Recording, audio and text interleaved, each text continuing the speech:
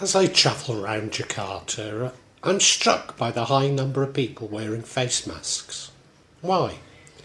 Well, certainly Jakarta is one of the most polluted cities in the world, and it's getting worse. But the face masks used are almost all not at all effective in filtering out the damaging particles, although more expensive ones are somewhat.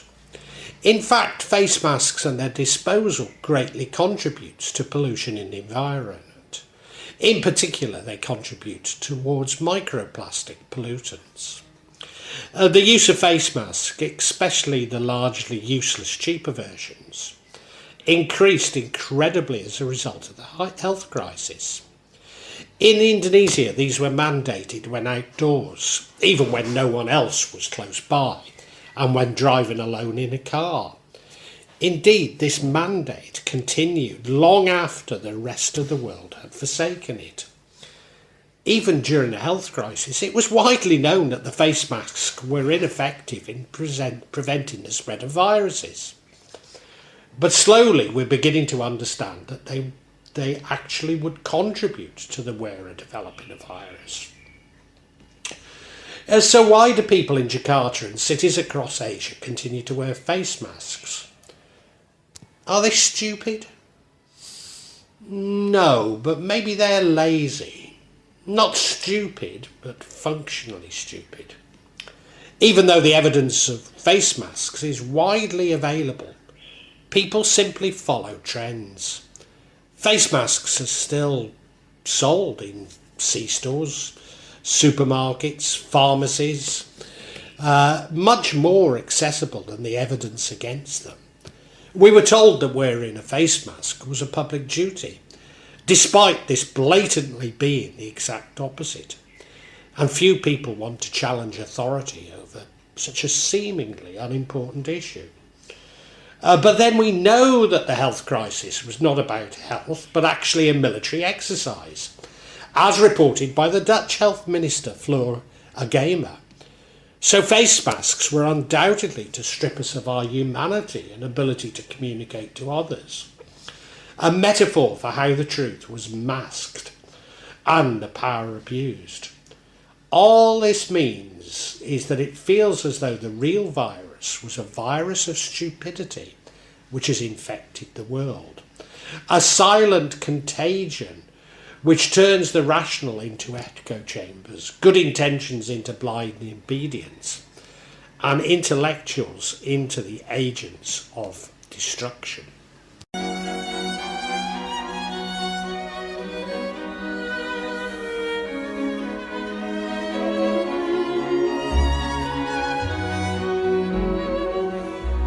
Whilst the use of face masks may be a highly visible sign of the virus of stupidity, should we not be asking why the best educated chose to keep silent during the health crisis, especially those in the health profession? Silence is the face of evil, is itself evil.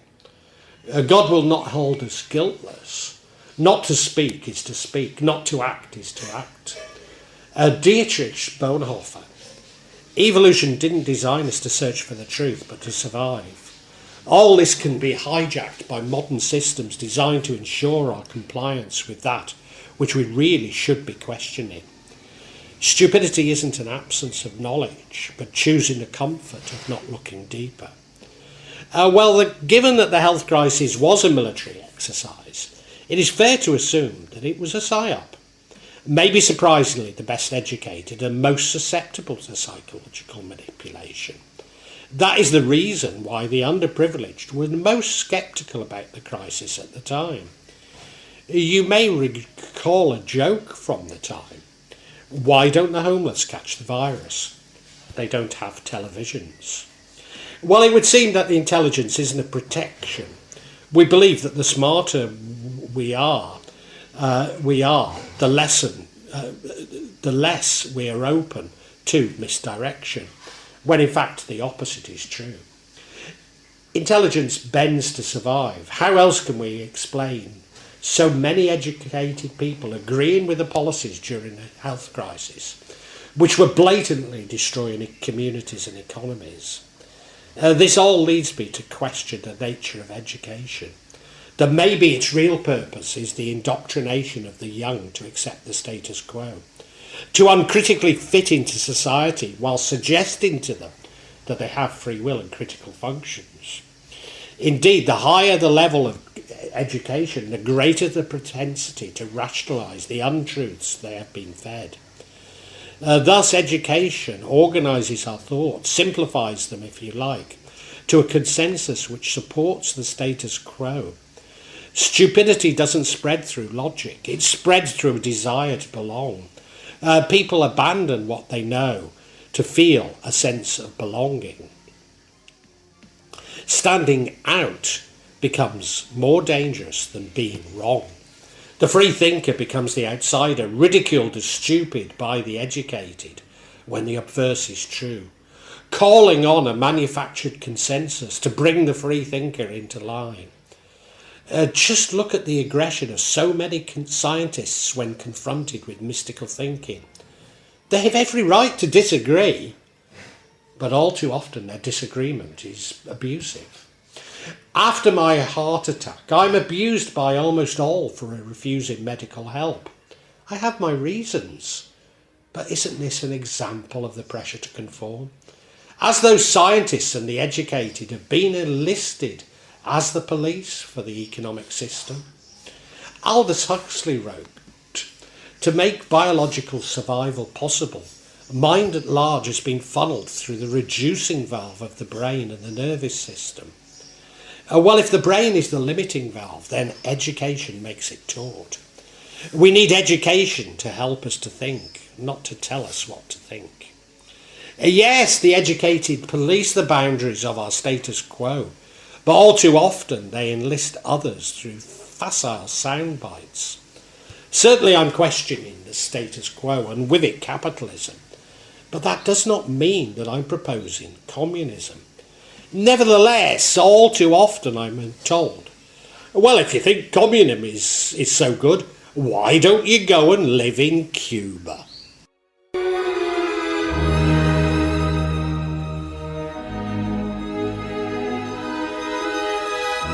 I have in previous vlogs talked about Andrzej Lopaczewski's theory of pathocracy.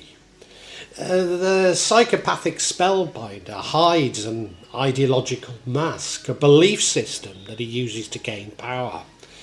Any belief system can be used as an ideological mask, including religion. Psychopaths have no problem wearing personal masks or ideological masks, and are accepted as normal within the spellbinders movement. Pathocracy describes a society and individuals with biologically based psychopathology, including personality disorders, especially psychopathy, occupy positions of power and influence. Whether you know it or not, each and every day of your life is touched by the effects of psychopathy on our world. Andrzej Lopaczewski, Political Ponerology. A full-blown pathocracy is characterised by a government turned against its own people. A pathocracy may emerge when a society is insufficiently guarded against the typical and inevitable minority of such abnormal pathology. He argues that in such cases these individuals infiltrate an institution or state, prevailing moral values are perverted into their opposite, and a coded language circulates into the mainstream using paralogic and paramoralism in place of genuine logic and morality. To a certain degree, Lopaczewski's theory requires something of a conspiracy theory, but could such a phenomena occur naturally? The Peters principle observes that people in hierarchy tend to rise to their level of respective incompetence. Employees are promoted based on their success in previous jobs until they reach a level at which they're no longer competent. As such, skills in one job do not necessarily translate to another. Whilst Dietrich and Bonhoeffer suggest that people are promoted based on their lack of independent thought, That is their unwillingness to rock the boat. Whilst arguably this does require a degree of collusion to begin, it has a dynamic all of its own, and that the original impetus can be lost in a mass stupidity. Bertrand Russell was also concerned that foolishness so often triumphed over rationality, and that this was because the social structures rewarded simplistic solutions. The whole problem with the world is that fools and fanatics are always so certain of themselves, and the wiser people so full of doubts. Bertrand Russell. He saw this as promoting populism within politics, which provided black and white answers to life's most important question. I might also add the Dunning-Kruger effect, by which the least informed believe themselves to be the best, and the best are all too aware of their deficiencies. Furthermore, the stupid see things in simplistic terms, whereas the intelligent require more nuance.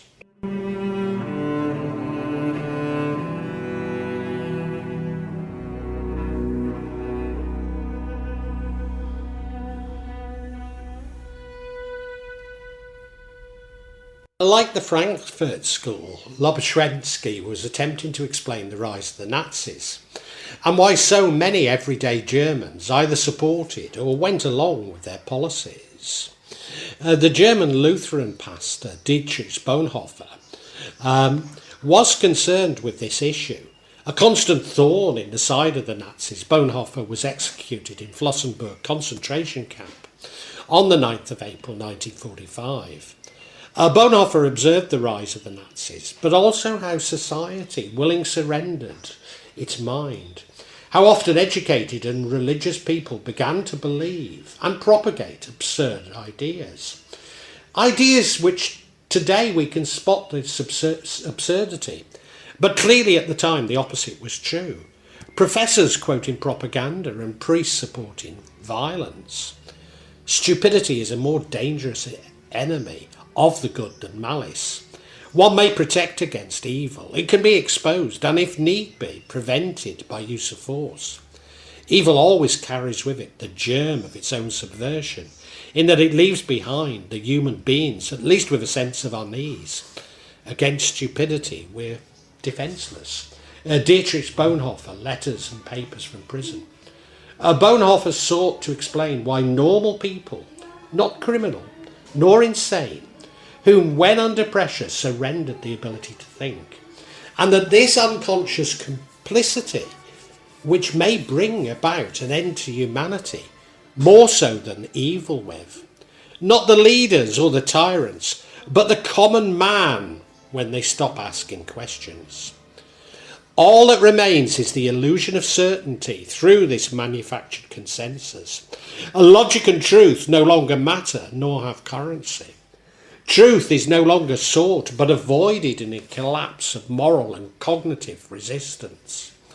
But this destruction of the truth isn't a glitch in the system, but the very system itself.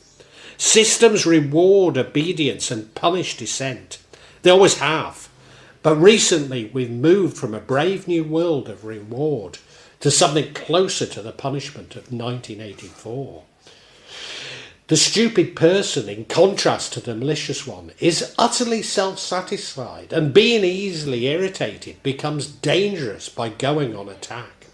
For that reason, greater caution is called for when dealing with the stupid person than the malicious one. Never again will we try to persuade the stupid person with reasons, for it is senseless and dangerous. Dietrich Bonhoeffer, Letters and Papers from Prison. Thus stupidity is both psychological and sociological problem, and its solution a moral one. Entire societies lose their minds whilst claiming to be awake and branding detractors as sheep. Thus the most dangerous thing in the world is the man who has stopped thinking. That these non-thinkers create misery and destruction in the belief that they're doing good. Evil is at least visible, but stupidity has the appearance of being right. A man consumed by blind certainty and implanted beliefs is no longer aware of the inner conflict. becoming a mouthpiece for whatever power is the loudest, not out of cruelty, but because he is convinced that he is right. Thus the most dangerous beliefs are masked by virtuous good intentions. The person who loves their dream of community will destroy community, but the person who loves those around them will create community. Dietrich Bonhoeffer, Life Together, the classic exploration of Christian community. Once a person believes they already have the answers, they're immune to reason. But stupidity is not fixed. It's only about how willing we are to forsake our ability to think. We're constantly encouraged to see individuals and beliefs as evil. Perhaps Adolf Hitler and the Nazis embody this. But those in North America are happy to include Stalin and Mao, arguing that fascism and communism are really the same. The reality is that the systems were operated by good people. People who could be our neighbours, family, friends, ourselves even. And none are evil in the conventional sense, just normal people who gave up on thinking. The trap is one of a system rewarding certainty and simplicity and not nuance. It is a psychological trap of abandoning personal responsibility, transferring judgment to the group.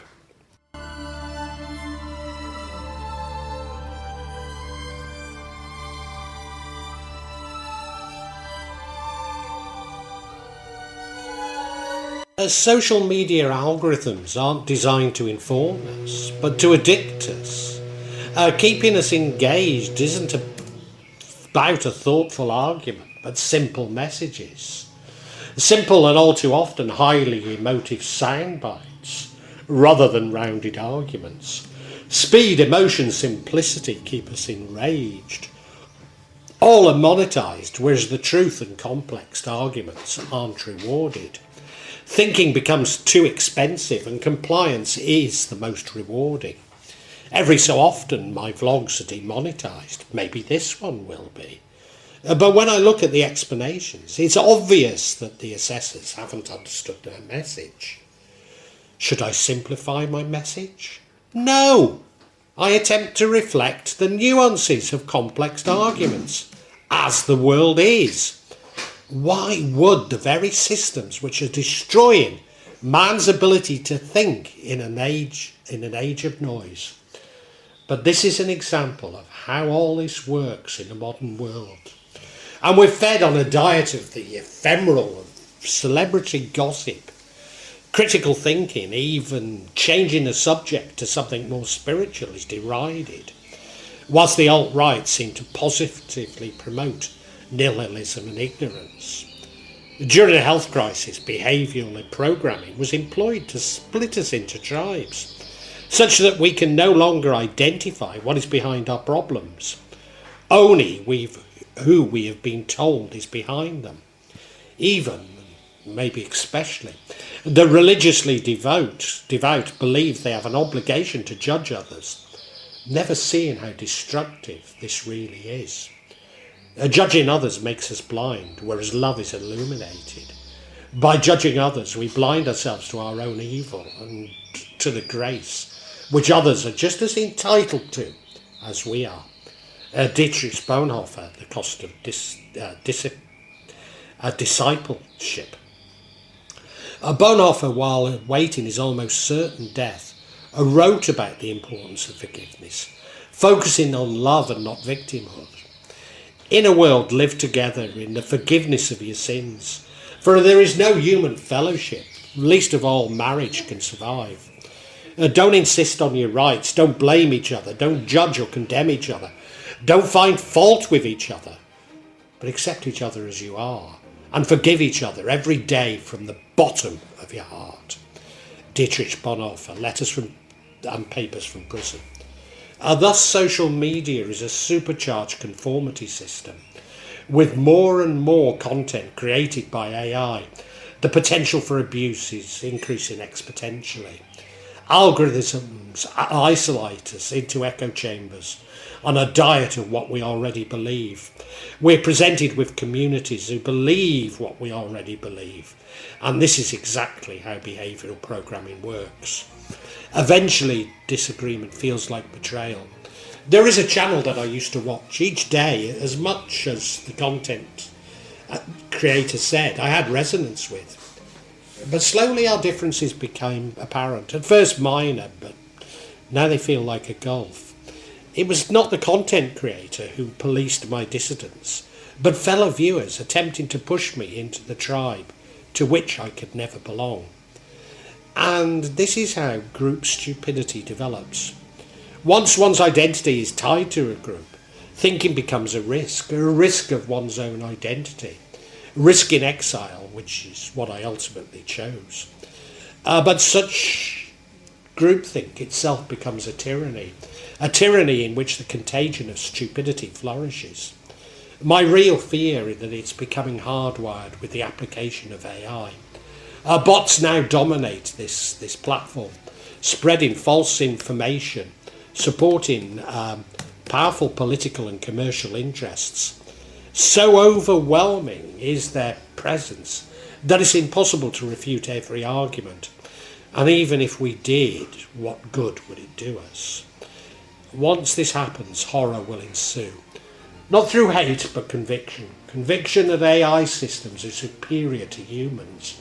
The technocracy is preferable to democracy. The complexity is better than simplicity. It will arise not out of chaos, but from order. Ultimately, thinking independent becomes the most radical act of all. Despite what is now overwhelming evidence of mischief during the health crisis, those of us who point out what is already in the public domain are still being labelled conspiracy theorists. Thus we engage in groupthink, rejecting the opinions of experts. Indeed, I've just listened to a vlog which draws on the same sources as mine and reaches the polar opposite of my conclusions. But being open to the alternative is critical to the issues I have addressed. That vlog originated in North America and highlights the gulf that has developed between my thinking and those of people in North America. In fact, I was shocked to discover evangelical Christians criticising Bonhoeffer for his particular interpretation of Christianity. A pernicious virus indeed. The ultimate test of moral society is the kind of world that leaves to its children. Dietrich Bonhoeffer.